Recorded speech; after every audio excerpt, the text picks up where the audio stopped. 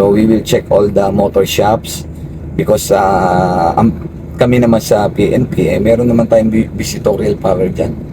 Then para rin sa mga may-ari ng mga motor shop na yan, malaman nila kung ano ba ang dapat na gawin.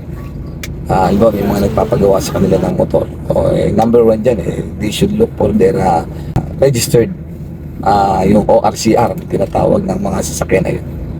At that point, malalaman natin kung yung pinapagawa ba nila kanila. Yung pinapagawa ba nila, baka mamaya nakaw yan, hindi nila alam na nakaw. Ganun, isa yun. Another angle is that, may possible na nagiging kasabwat yung mga ano nila. Mga allegedly lang, may possible na yung mga tao nila tinatanggap yung mga tinatawag natin hot cars at motorcycles na naka-alarma sa highway patrol. So ito titingnan natin at lahat naman yan we will give them all the benefit of the doubt na but this is one of the initiatives being undertaken by the Taguig City Police Station.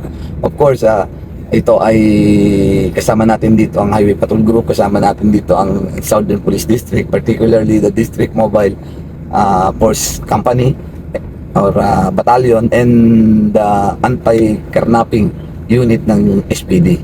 Kasama rin din natin dito ang LGU, particularly yung BPO, yung sa mga licensing. Kung wala kayong permit na nagagawa kayo dyan, better to get a permit from the city or from the city. So, yun lang para tingnan natin kung kung magiging resulta nitong trabaho natin.